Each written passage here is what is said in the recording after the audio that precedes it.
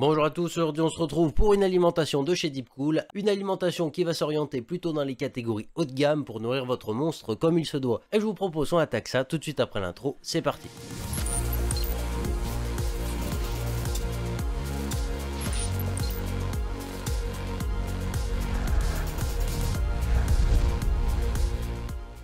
Pour ceux qui découvrent cette chaîne, bienvenue sur la chaîne d'Overclocking.com et ici on fait des reviews, des guides d'achat et de la vulgarisation pour te permettre de monter ton PC au meilleur prix tout en sachant ce que tu achètes. Et bien entendu, si tout ça, ça t'intéresse, n'hésite pas à t'abonner et activer la cloche pour être au courant de toutes les prochaines vidéos qui sortiront parce que ça te sera certainement très utile. Aujourd'hui, comme je vous ai dit, on va s'attaquer à une alimentation de chez Deepcool avec la PQ850M. Ici on est sur une alimentation qui s'oriente plutôt dans des budgets assez haut de gamme, sachant que c'est l'un des nouveaux blocs d'alimentation de chez Deepcool. Il supporte bien évidemment la norme ATX 3.0 dont tout le monde parle évidemment. Et en plus de ça, on va retrouver ici le fameux port incroyable que Nvidia a rajouté et qui nous manquait vraiment absolument. Le fameux port 12VHPWR quoi. On va pas retourner dans ce genre de débat. Bref, c'est un connecteur incroyable que Nvidia était forcé d'ajouter pour vous offrir vraiment le top du top des performances, même sur des cartes graphiques qui n'en ont pas besoin.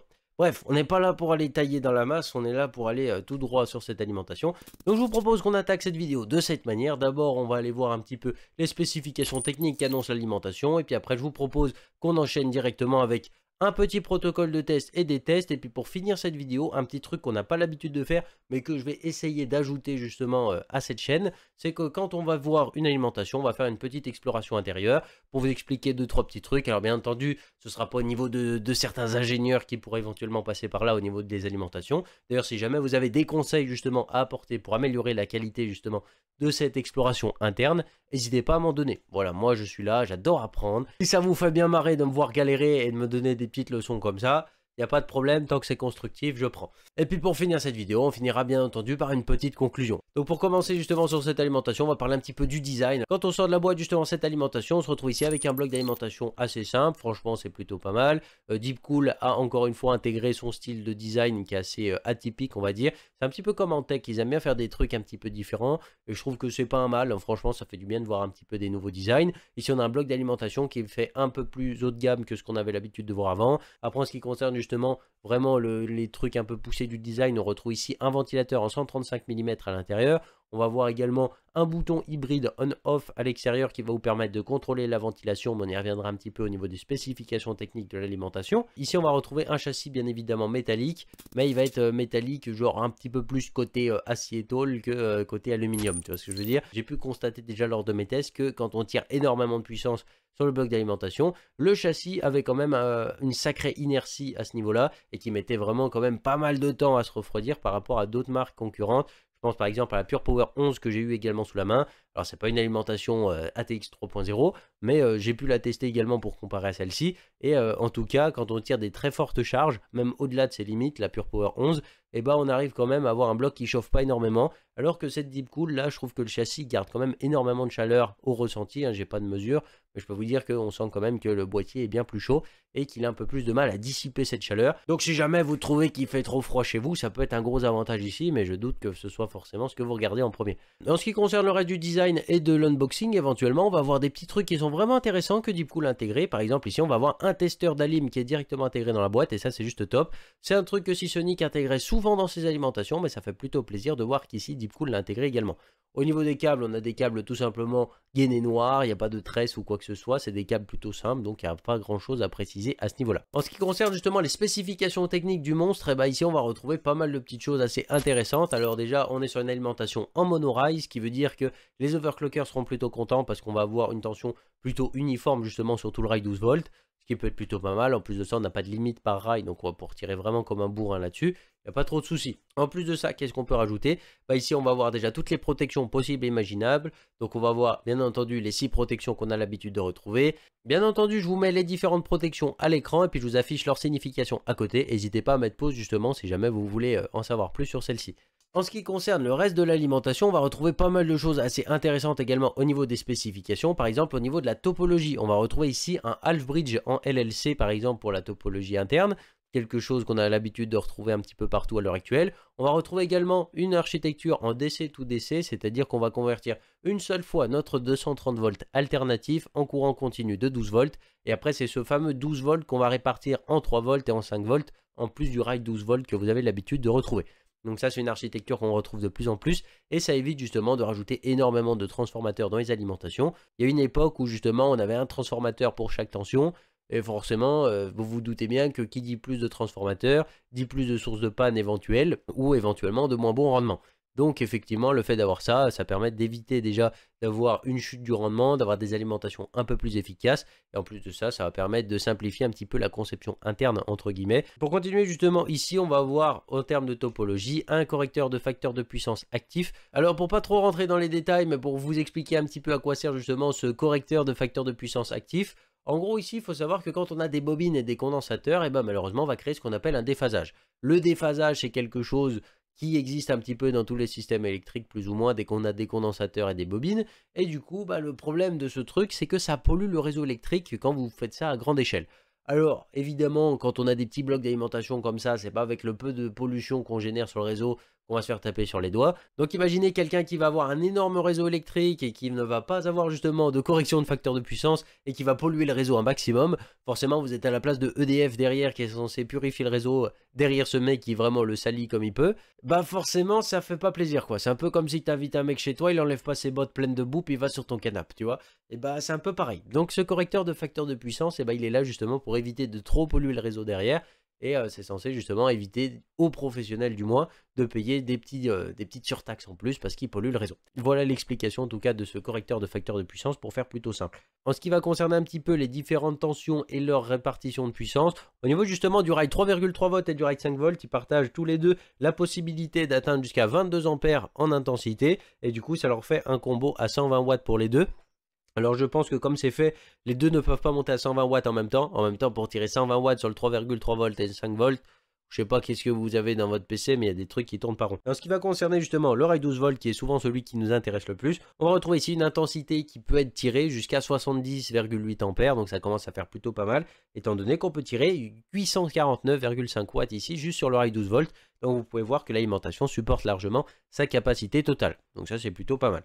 En ce qui concerne le reste ici, le moins 12 volts et le 5 volts, je vous affiche le tableau à l'écran pour que vous puissiez regarder tout ça, mais ce n'est pas ce qui nous intéresse le plus. Maintenant, on va passer un petit peu au protocole de test d'alimentation, comment j'ai fait tout ça. J'ai pas vraiment le matériel pour tester les alimentations de fond en comble, donc on va faire plutôt simple ici. Alors en gros, au niveau du protocole de test, vous avez déjà comme d'habitude la plateforme en description. On a eu ici déjà le i7 11700K sur toujours la Z590 Unify de chez MSI. On retrouve en carte graphique cette fois-ci la Titan X Pascal qui a fait son retour, la fameuse, la grande et magnifique. Et puis pour épauler tout ça, pour consommer encore un peu plus, on a mis la RTX 3060 Ti de mon PC modé derrière pour pouvoir tirer encore plus. Avec cette plateforme de test, dans les réglages que j'ai fait, on arrive quand même à tirer jusqu'à 800 watts à pleine charge, donc ça veut dire qu'on se rapproche très fortement de la limite théorique de l'alimentation. Donc c'est plutôt pas mal, ça va nous donner déjà une bonne idée de ce qu'elle est capable de donner sur sa plage. J'ai fait différents pré-réglages pour voir ce qu'elle donnait à différents seuils de puissance. Alors du coup, il y a une fois où elle est en idle, donc elle va tourner à presque rien. On va avoir un autre seuil où on n'a que le processeur qui est en burn, donc là on va consommer à peu près autour des 300 watts. Une autre fois on a le processeur et la Titan qui vont être en burn, et là on va tourner à peu près autour des 600 watts. Et une autre fois où je rajoute ma RTX 3060 Ti derrière en burn également, et là on va se retrouver autour à peu près des 800 watts, un petit peu moins, on va être entre 750 et 800 watts à peu près. Ça donne déjà une bonne idée quand même de ce qui est capable de donner le bloc d'alimentation en général. Au niveau justement des logiciels qui vont être utilisés pour burn tout ça, le CPU va faire son burn ici, donc les réglages de l'overclocking du CPU, je vous les mets dans la description. Et du coup, en ce qui concerne le burn du CPU, on était ici sur Cinebench R23. Au niveau des cartes graphiques, ce sera sur une Engine Valley avec des overclocking que je préciserai également dans la description. Donc ça c'est fait, ça vous permettra d'avoir un maximum d'informations sur ces cas-là. J'ai pris deux fois la tension, alors je l'ai pris une fois sur HW Info 64, donc c'est un logiciel qui va permettre de voir à peu près la tension. C'est pas forcément très fiable à chaque fois, puis il y a même des fois où on n'arrive même pas à voir la tension. Je comprenais pas pourquoi, j'ai réussi à voir la tension de mon processeur sur un seul test et après je l'ai plus vu. Donc c'est un peu dommage. Et du coup, après pour dépanner, j'ai pris mon voltmètre, d'ailleurs ce sera même clairement beaucoup plus fiable ici, et j'ai pris mon voltmètre et je l'ai mesuré en direct sur la carte mère pour avoir une bonne idée des tensions qui arrivaient. On a une petite différence par rapport à ce que mesure le logiciel, donc les tensions que vous verrez dans les graphiques, ce sera les tensions que j'ai mesurées avec mon voltmètre, et ça vous permettra d'avoir une petite idée ici. sauf le 3,3 volts et le 5 volts, j'ai oublié de le mesurer avec mon voltmètre, donc je vous les mettrai par rapport à ce que HW-Info64 a relevé, mais je le préciserai sur les graphiques. Et après j'ai un petit boîtier au niveau de la prise qui va me permettre de voir déjà la consommation instantanée du système. Et puis ce que j'ai trouvé quand même plutôt surprenant, c'est que quand on regarde ici le wattmètre, et bah qu'est-ce qu'elle affiche la lime? Bim, abonnez-vous. Non mais c'est un truc de ouf ou quoi? Genre Deepcool ils sont tellement sympas que quand tu regardes la puissance en temps réel sur le wattmètre, et bah bim, il y a écrit abonne-toi à la chaîne overclocking.com. Non mais c'est un truc de ouf ou quoi? On va pouvoir surveiller également la tension secteur. Alors la tension secteur, ça va peut-être permettre de voir éventuellement les volts RMS que pourrait créer l'alimentation. Alors ce ne sera pas d'une fiabilité extrême comme on pourrait vous proposer en laboratoire, mais j'ai décidé quand même de vous faire un graphique où on verrait l'évolution de la tension secteur en fonction de ce qu'on tire avec l'alimentation, et ça peut permettre justement de voir éventuellement les volts RMS, mais je suis pas sûr éventuellement de ce graphique, donc n'hésitez pas à l'analyser et à me dire si vous trouvez que les résultats sont censés être normaux ou pas du tout. Je suis là éventuellement pour tout conseil, encore une fois, n'hésitez pas à m'en donner. Après on va avoir également un graphique qui va concerner cette fois-ci le facteur de puissance, est-ce que le facteur de puissance est proche de 1 ou pas du tout, et ça va nous donner une petite idée justement du correcteur actif de facteur de puissance, s'il est efficace ou non dans l'alimentation. Donc sur ce, je vous propose qu'on regarde les graphiques et puis on en reparle juste après.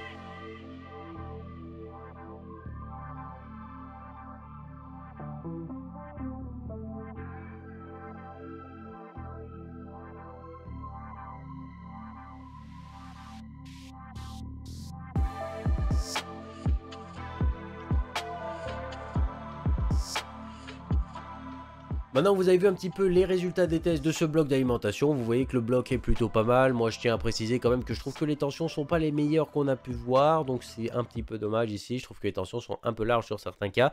Après il y a des moments où vraiment vous vous rapprochez du 100%, et où la tension est quasiment identique à ce qui devrait être, quoi. Il y a des moments où on voudrait 12 volts, on arrive quasiment à avoir 12 volts pile. Je veux dire que quand elle est sur des petites charges, eh ben, elle a un peu de mal justement à se stabiliser vite autour des 12 volts, alors que par exemple quand on va tirer énormément, on arrive quasiment à avoir un 12 volts parfait. Du bien et du moins bien, quoi. Après en ce qui concerne justement le reste, qu'est-ce qu'on peut dire? Je trouve que le correcteur de facteur de puissance est plutôt efficace. Après c'est pas le plus efficace que j'ai vu, mais on va dire que déjà il est plutôt efficace. Par rapport à la Pure Power 11 en tout cas de chez Be Quiet, on voit qu'il s'en sort pas trop mal.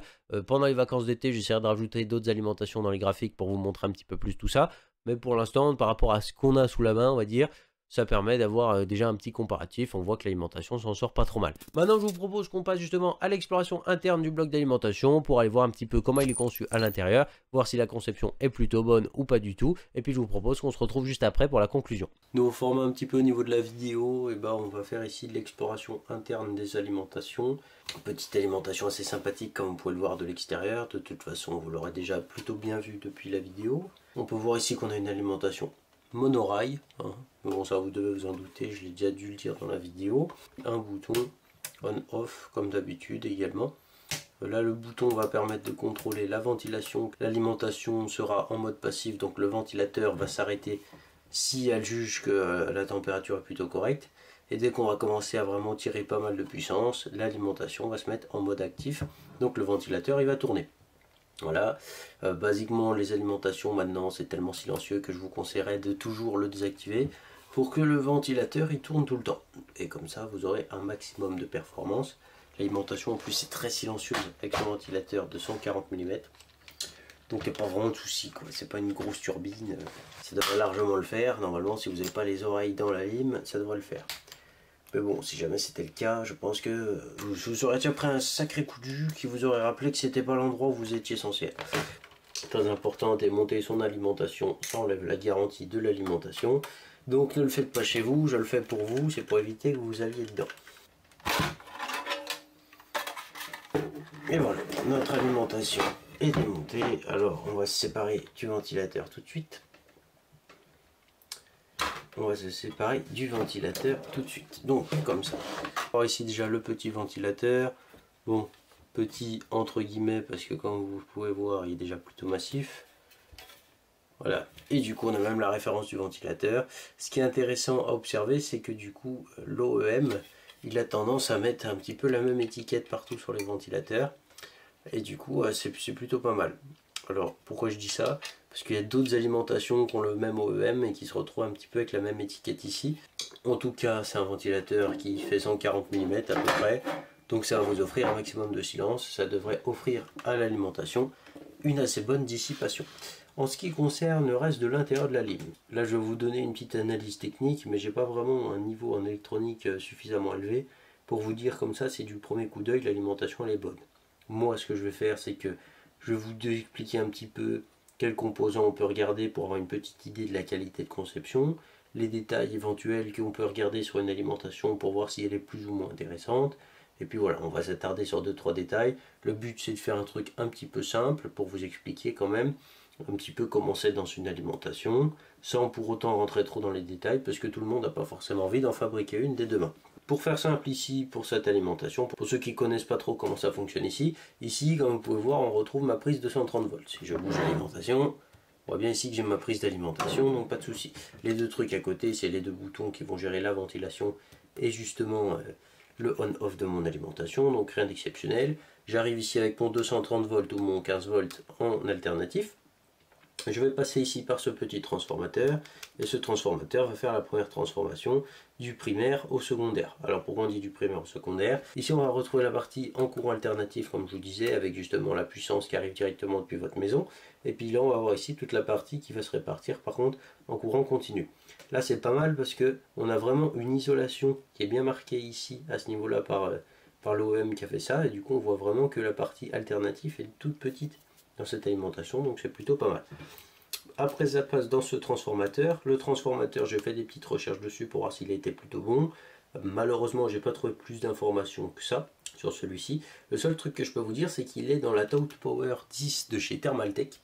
Voilà, j'ai vu ça sur une revue coréenne qui est d'ailleurs plutôt sympathique, je vous mettrai certainement le lien en description. Un transformateur qui est utilisé dans d'autres alimentations comme la Tout Power, qui est une excellente alimentation d'ailleurs, qu'on vous recommandera très fortement. Donc ça veut dire que ce transformateur, il y a de grandes chances qu'il soit plutôt bon étant donné qu'on vous recommande la Thermaltake Tout Power 10, tu vois. Voilà, c'est une petite truc comme ça. Si jamais vous savez comment on lit les références de transformateurs d'ailleurs et que vous savez où on peut trouver éventuellement certains datasheets dessus, je serais plutôt intéressé justement de savoir comment on fait tout ça parce que je vous avoue que j'ai plutôt galéré à ce niveau-là. Après ça passe ici dans une carte et cette carte qu'on retrouve juste là, elle va avoir quelques petits MOSFET. On ne le voit pas très bien. Donc c'était ce transformateur là. Puis ça va passer par cette carte là, bref. Ici on va passer par une carte ici, alors je sais pas si vous verrez très bien. En fait sur cette carte, si quand je fais ça on voit un petit peu. Sur cette carte on voit il y a des petits MOSFET ici qui vont s'occuper de tabasser le courant pour en faire un courant un petit peu plus petit que ce qui va rentrer. Et on pourra éventuellement passer en 12 volts continu après quelques filtrages, etc. C'est pour ça d'ailleurs qu'on a des condensateurs ici. À mon avis qui vont être là d'ailleurs pour filtrer un petit peu cette tension et lisser un petit peu tout ça. Et après ici on va retrouver une carte qui à mon avis ça va être des filtres étant donné la conception un petit peu de tout ça. Ça va être à mon avis une carte qui va s'occuper certainement de redresser le facteur de puissance. Alors je suis pas sûr de ce que j'avance mais comme on a pas mal de bobines et pas mal de condensateurs il y a de fortes chances que ce soit ça. Ou alors c'est des filtres justement pour éviter un petit peu tout ce qui est ondes électromagnétiques etc.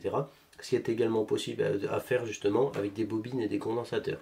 Donc ça pourrait être aussi des filtres. Ici un autre truc qui est plutôt important, ce petit composant là que je fais bouger, c'est une carte électronique qui va s'occuper de la ventilation. Comme vous pouvez voir, on va être lié directement au fameux bouton on-off pour le mode hybride que je vous disais tout à l'heure. Et l'avantage c'est qu'on voit qu'elle est reliée à cette petite carte, c'est plutôt sympa. Le ventilateur va directement être branché dessus, donc ça va permettre une gestion un peu plus simplifiée. Donc c'est plutôt pas mal. On voit qu'il y a quelques petits contrôleurs ici dessus en plus de ça. Donc pendant qu'on a fait un petit peu le tour justement de tout ça, qu'est-ce qu'on peut dire sur les composants qu'il y a à l'intérieur? Alors comme je vous disais, ce petit transformateur, enfin ce petit entre guillemets parce qu'il est quand même déjà balèze, j'ai pas vraiment beaucoup d'informations dessus. Le seul truc que je sais c'est qu'il était dans les alimentations de chez Thermaltake avec la Tout Power. Bon, les alimentations de chez Thermaltake, ça veut pas dire que c'est eux qui les fabriquent. Hein. Donc voilà, ces petits MOSFET là qu'il y a sur la carte juste ici, ils sont plutôt pas mal, c'est des MOSFET qui ont des bonnes spécifications. L'inconvénient on va dire des MOSFET entre guillemets, ça peut être un avantage dans certains cas, mais on va dire que la plupart du temps c'est ce qu'on leur reproche, c'est que les MOSFET ils ont une petite résistance interne. Alors pour ceux qui ne voient pas un petit peu ce que c'est, en gros quand vous avez un interrupteur parfait, il aura une résistance très très faible. Il faut vous dire en fait que la tension, la résistance et l'intensité, c'est vraiment des trucs qui sont très liés. Donc pour ceux que ça parle pas, bah, malheureusement je peux pas trop vous aider plus que ça parce qu'il y aurait trop de cours de physique à rattraper. Mais bah voilà, va aller suivre à l'école bordel, qu'est-ce que vous foutez là? En gros, il faut vous dire que justement ces petits MOSFET c'est comme des interrupteurs mais ils sont pas parfaits. Donc on va avoir une petite résistance à l'intérieur. Et du coup la résistance interne ça va être un critère assez intéressant à regarder. En tout cas ce qu'on peut dire c'est que les spécifications techniques de ces MOSFET précisément sont plutôt bonnes, il n'y a rien d'alarmant à signaler. En ce qui va concerner également les condensateurs, comme vous pouvez voir, ils sont plutôt nombreux. On en a un là, on en a un petit peu là, on en a un peu là, on en a quelques-uns par là. Et puis après, on va en avoir des tout petits qu'on arrive à peine à déchiffrer. Mais en tout cas, au niveau des condensateurs justement qui sont là, il y a écrit que l'alimentation utilise des condensateurs japonais. Est-ce que c'est vrai? Est-ce que c'est du bullshit? C'est vrai, hein, basiquement, parce qu'ici on retrouve des condensateurs japonais avec les Nippon Shimikon, qui sont pas mal. Ici on retrouve également les Nichicon, et encore une fois du Nichicon juste ici. On a ici affaire des condensateurs japonais, il n'y a rien à dire, c'est vraiment des condensateurs japonais. Pourquoi on vous conseille des condensateurs japonais? Ça peut être éventuellement une question qu'on peut demander. Les condensateurs japonais sont parmi les meilleurs, mais cela dit, vous avez d'autres marques qui font des excellents condensateurs, comme Würth Electronic par exemple. Je crois que Würth c'est allemand ou un truc comme ça. Donc vous voyez, il n'y a pas forcément que des condensateurs japonais qui sont excellents. En gros, par là, on vous dit que justement, il va être capable de tenir jusqu'à à peu près 105 degrés. Ça veut dire que justement ces condensateurs tiennent très bien les hautes températures. Qui dit tient bien les hautes températures dit que ça tient déjà encore mieux les basses températures. Donc voilà, les condensateurs ça n'aime pas du tout la chaleur, donc bon, on va pas leur donner un verre d'eau pour que ça passe mieux, parce que là, vu le bordel, je te raconte même pas l'incendie que tu fais, mais on va dire que les condensateurs, plus ils sont froids, mieux c'est, et puis plus ils sont froids, et puis plus ils auront une durée de vie très longue. Donc on parle un petit peu de refroidissement, d'ailleurs on peut voir ici qu'on a des petits dissipateurs assez sympathiques. Alors je dis petits dissipateurs, l'alimentation de ce gabarit qui a déjà des dissipateurs assez imposants comme ça, c'est plutôt bien, parce qu'on va voir que les transistors ils seront plutôt bien refroidis. L'avantage de faire ça, c'est que du coup, la chaleur justement des transistors, elle va pas non plus impacter trop les condensateurs qui sont à côté. Donc ça va leur permettre d'avoir une durée de vie un petit peu meilleure que ce qu'on aurait pu avoir sans. Donc du coup, avec la petite analyse qu'on vient de faire, est-ce que c'est une bonne alimentation? Est-ce que c'est l'alimentation parfaite pour votre PC gamer? Est-ce que cette alimentation va vous empêcher d'avoir un PC qui va cramer ou je ne sais quelle connerie? Franchement, c'est pas avec l'analyse que je viens de vous faire que forcément on va pouvoir avoir toutes ces réponses. Moi, ce que je vois, c'est qu'il y a quand même des bons points ici à relever. On a des condensateurs de qualité. On voit qu'il y a écrit condensateur japonais sur le carton et que dedans il y a quand même des condensateurs japonais, donc ça c'est pas mal. On va avoir ici quand même des bons dissipateurs. Ici, ça saute aux yeux pour bien refroidir tout ça et empêcher que la chaleur justement elle aille nuire à ces condensateurs et que ça leur abrège un petit peu leur durée de vie, parce que bon, c'est pas vraiment ce qu'on cherche. Ces condensateurs là, c'est des trucs assez fragiles, il y a pas mal de produits assez chimiques à l'intérieur, tout ça, et malheureusement ça vieillit plutôt mal, surtout quand il fait très chaud, et le fait d'avoir des petits dissipateurs comme ça permet d'éviter une chauffe abondante à côté de ces deux condensateurs par exemple, et ça va permettre aussi de leur offrir une durée de vie un peu plus importante. Je pense aussi que la ventilation ici que apporter Deepcool, ça va permettre d'avoir un truc plutôt pas mal. Déjà relevé par rapport à mes tests, je trouve que le rendement est pas mal. Le facteur de puissance est plutôt bien corrigé ici avec cette alimentation. Je trouve que la lime, elle a l'air d'être plutôt costaud. Avoir des tests un peu plus poussés que ceux que j'ai fait, parce que franchement, je peux pas me baser uniquement sur les miens, comme vous pouvez vous en douter, étant donné que j'ai pas le matériel et forcément les connaissances pour le faire jusqu'au bout. Mais je trouve en tout cas que c'est un bloc d'alimentation qui à mon avis sera plutôt intéressant ici, et qui devrait se faire une place quand même dans le milieu assez facilement. Le petit défaut que je peux éventuellement leur reprocher, c'est au niveau de la chaleur, elle chauffe quand même un petit peu. Une fois que vous commencez à taper dedans, franchement je l'ai monté à quasiment 850 watts à un moment, pendant quelques minutes. Et je dois dire que le châssis chauffe beaucoup. Et le pire de ça, c'est que le châssis chauffe beaucoup, mais met énormément de temps à dissiper la chaleur. Alors est-ce que ça viendrait pas de la peinture qui aurait tendance à isoler un petit peu tout ça? Je ne sais pas. Mais je sais que la chaleur met quand même pas mal de temps à s'évacuer, c'est ce que j'ai remarqué. J'ai mis un sacré moment avant d'arriver à bien la refroidir juste après. Alors la protection thermique n'a pas sauté, donc on n'a pas atteint une chaleur vraiment excessive, mais j'ai noté quand même que le châssis de l'alimentation avait tendance à retenir un petit peu la chaleur. Ça peut peut-être être ici un petit défaut. Après avoir avec des caméras thermiques tout ça pour peut-être pousser le vis un petit peu plus loin. Moi je vous dis ce que j'ai observé en tout cas pendant mes tests. Un petit défaut d'ailleurs tant que j'y pense quand je remets le ventilateur. Ce que je trouve dommage sur ces alimentations la plupart du temps, c'est que vous faites des connecteurs qui n'ont rien à voir avec les connecteurs des PC classiques. Et du coup, au final, si on veut changer le ventilateur de l'alimentation, on est obligé de se prendre la tête à ressouder des autres prises ou à remplacer les prises. Alors que le ventilateur, ça peut être aussi l'un des trucs qui meurt le plus vite sur certaines alimes. Donc c'est un peu relou quoi, qu'on est obligé de remplacer les prises nous-mêmes, alors qu'il ferait une prise comme celle des cartes. On se saoulerait même pas et on pourrait même carrément rendre les alimentations plus silencieuses que ce qu'elles le sont. Petit coup de gueule d'Azertès, c'est si, mais vous me connaissez, j'aime bien râler quoi. Donc c'est la première analyse technique d'alimentation qu'on fait avec cette alimentation. N'hésitez pas, franchement, si jamais vous vous y connaissez très bien dans le domaine, à apporter des conseils. Voilà, moi je suis quelqu'un qui aime bien prendre des conseils. Si vous avez des petites techniques pour repérer d'autres références ou avoir des datasheets plus facilement. Et pour conclure justement sur ce bloc d'alimentation, alors je suis désolé, je pensais que la vidéo allait être beaucoup plus courte, mais finalement ça va être plutôt long. Et du coup, pour simplifier un petit peu toute cette vidéo en une petite conclusion, alors on va avoir ici un bloc d'alimentation de chez Deepcool avec une garantie qui est plutôt prometteuse, avec 10 ans ici de garantie. Des composants qui ont l'air d'être de bonne qualité du peu que je connaisse. Donc déjà, les condensateurs, on a bel et bien des condensateurs japonais, d'excellentes marques en plus de ça. Donc franchement, ça fait plaisir. C'est des condensateurs qui seront très costauds et qui sont censés avoir une assez bonne longévité. Petit point fort ici en tout cas au niveau de cette alimentation, c'est le refroidissement qui a été ajouté à l'intérieur, parce qu'on a quand même des assez gros dissipateurs thermiques à l'intérieur pour les transistors, etc. Donc c'est quand même plutôt pas mal pour une alimentation à ce prix-là. Je ne m'attendais pas forcément à avoir des aussi gros dissipateurs. Alors on n'est pas non plus au point de ce que EVGA ou Asus peut fournir en termes de dissipateurs dans les alimentations. D'ailleurs si jamais les deux marques passent par là, moi je serais plutôt curieux d'explorer vos alims parce que je les ai pas encore eu sous la main. Et franchement, je pense que ça peut être plutôt sympa. Bref, en tout cas, pour revenir un petit peu sur cette Deepcool, en termes de refroidissement, on voit que Deepcool a quand même plutôt bien insisté ici pour offrir quand même un bloc d'alimentation qui va plutôt bien vieillir et qui va avoir quand même des bonnes conditions de travail, donc ça c'est pas mal. Et puis pour moi, je pense que c'est une alimentation qui sera quand même d'assez bonne qualité et qui devrait suffire largement à votre système. Bien entendu, c'est pas avec le peu de tests que j'ai fait dans cette vidéo ou avec mon exploration personnelle de l'alimentation que je pourrais vraiment vous dire si le bloc d'alimentation est excellent et s'il mérite d'être à la hauteur des plus grands, étant donné que je suis pas un laboratoire, quoi. Je peux pas vraiment certifier l'alimentation 100% super bonne, mais en tout cas je pense qu'il y a un gros potentiel ici avec cette alimentation et j'aimerais bien voir des revues un peu plus spécialisées comme Tech Power Up ou comme Tom's Hardware par exemple, surtout Tom's Hardware qui est capable de techniquement vous tester une alimentation comme un laboratoire, étant donné que le mec qui fait ça chez eux, bah il a un laboratoire pour le faire. Donc voilà, moi j'attends de voir un petit peu s'il la passe entre leurs mains, voir un petit peu les résultats qu'elle obtient. Mais je pense que c'est une alimentation qui peut être plutôt prometteuse ici et qui sera certainement à surveiller. Sur ce, j'espère que la vidéo vous aura plu. Si c'est le cas, n'hésitez pas à mettre le petit pouce RGB, à vous abonner si ce n'est pas encore fait. Puis on se retrouve très bientôt pour une prochaine vidéo. Bye les gens.